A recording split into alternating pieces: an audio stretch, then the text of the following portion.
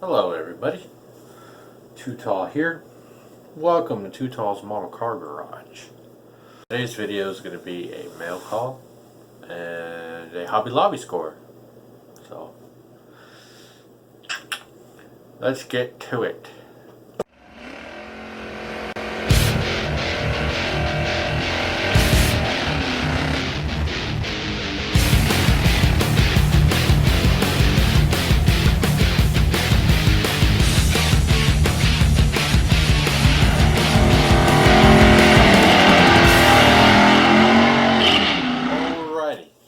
We're to start the video now. Start with the quick mail call. Ordered from Shapeways. They updated their bags, I guess. Thought that was pretty neat. They usually just bubble it up and put it in unlabeled Ziploc baggies. I ordered some. I think they're Jugs brand. Well, that's what they're based off of. But they're the really popular style of wheels. They came in the mail 2 days ago, I believe. Here are the fronts. Like I said, they're the popular. I think Weld makes them now, but then Jugs makes them too. But they came from 3D Model Specialties, which, as you all know, I do a lot of business with the Ron Olson, so those are the fronts, and these are the backs. These are all 3D print. So the reason I bought these was these two 3rd gen Camaros I got back here. The last video I mentioned that I was building one of them for my friend Josh Bayer. The other Camaro I will be building for Kyle Shepard, and those of you who know who I'm talking about, Steve Shepard was the one that I built the 83 Cutlass for. I no longer have that kit because I gave it to him,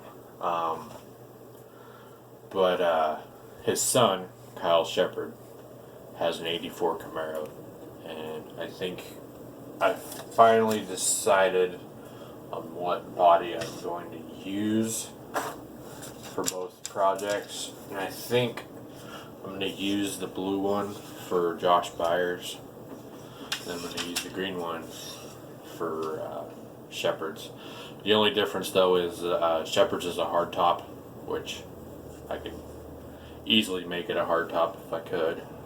I'm just going to glue the T-tops on and just fill in the body lines and stuff, make it look like a hard top. But anyway, that's the decision on that. I'm kind of cleaning up my bench here, putting stuff out of the way. It's starting to get really clustered in here. We'll move on to Hobby Lobby, and of course, always got to stock up. This is my best friend in the modeling world. Testor's glue. Gotta love it. And that is all what I got at Hobby Lobby. Not.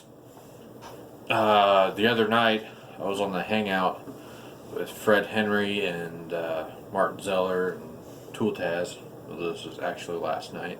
And Fred was saying that he picked up the 69 Boss 302 Mustang by Revell. So today at Hobby Lobby I picked it up. But look at the price tag. What does that say? That says $13.99 or $14.99 actually. Yeah, I got that for $14.99. I didn't even use the 40% off. So, but anyway, that's what I got. The new thing I got. I also bought a bunch of repeats. Last night or yesterday, Martin Zeller uploaded his final on the 90 Mustang LX50. So I picked that one up. I've picked this kit up multiple times. I believe this is probably the 4th time I've picked it up, but I've never built it. I've always used it for parts. I use the roll cage and stuff, and all that, the suspension parts. It's got real good disc brakes, and like it's got weld wheels and stuff. I have a bunch of these bodies laying around, but as far as parts goes, I just use it for parts because it's a good parts donor. But anyway, after seeing the video on Martin's Mustang, I am definitely going to build this now. With this kit, I am actually wanting to combine both of the versions together. This comes stock, and also you can turn it into a drag car. My vision for this kit is to build it as a weekend to weekend bracket racer. Just build it like something that was threw together in about 3 or 4 days just to go racing. Like I said, I'm going to try and blend the parts together as much as I can on this one. Maybe, I don't know, do mismatched door panels or mismatched panels and a whole bunch of other stuff. I think it'll be a fun build. So, moving on to the next repeat. I had a fiasco with the Alex Taylor build. I put it in purple power, and I was stripping the paint, and I didn't get it down to the bare plastic. It kind of burnt a little bit. So I just want to get this build done. So I went ahead and bought another AMT kit for the Alex Taylor build. The reason I messed up on it was because the paint that I chose was too dark for the build. It didn't turn out the way I liked it, so I tried putting it in purple power and it did not work.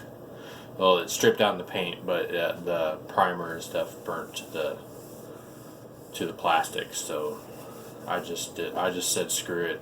I'm just gonna start over on the body. Luckily, everything else is done, like the chassis, the engine, and all that stuff's ready to go.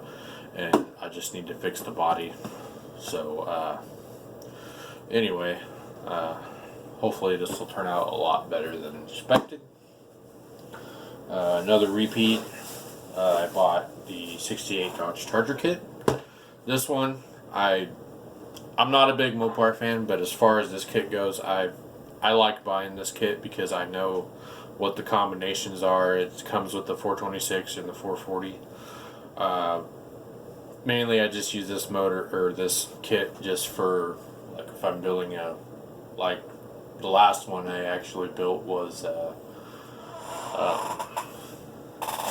Hemi Rising. I used a lot of parts from this, and I also used a lot of parts from the Cuda. I still got a parts box for this. It's down here in the stash, but I needed it because I was going to use the 426 for the Ranchero build for Hot Rod Drag Week. But yeah, I just like buying this stuff just because I know what's in there and what it comes with. So luckily I have a good paying job, so that doesn't really bother me. But anyway, nothing really much, just that's pretty much it for an update. I haven't really done any building because like I said, I started a new job. I'm not trying to get burnt out in the hobby. It's just I now don't have a lot of time. Most of the time I'm just sleeping because I work the night shift, so I only get up a few hours beforehand anymore to go to work, and then I'm supposed to be getting 3.5 days off a week because it's I work 4/12s Monday through Thursday, and then I get the 3-day weekend and then the half day of Monday before I go into work. So it's convenient. I'm just trying to get used to the schedule. Like I said, I've mainly been sleeping throughout the day, but anyway, that's about it. Thanks for watching. Subscribe for more videos, and I'll see you soon. Hey, one more thing I wanted to add. I'm thinking about changing. Well, this year it will still be the Hot Rod Drag Week group build, but I'm coming up with an idea for next year. Is it'll still be the Hot Rod Drag Week build, but I'm thinking about changing it to Hot Rod or Rocky Mountain Race Week this year. If you're not familiar with 1320 Video, this past week they've been doing videos for this event called Rocky Mountain Race Week. It is the same concept as Hot Rod Drag Week, but it's in the Rocky Mountains.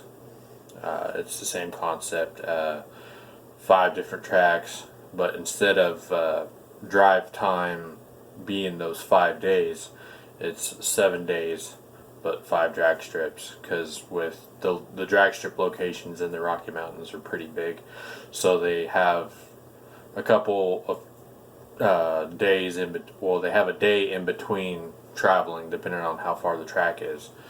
So that's why they add the 2 extra days. But like I said, it's the same concept, but next year the title will be Hot Rod or Rocky Mountain Race Week group build.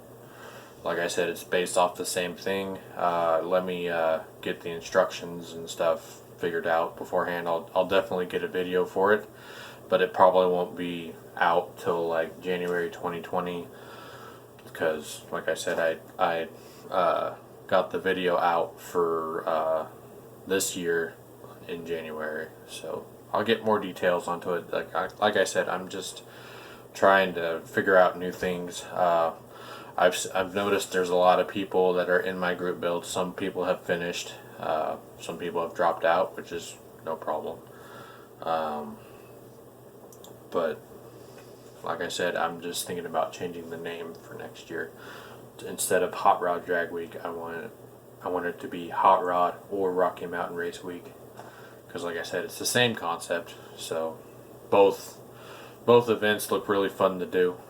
So alrighty, thanks a lot.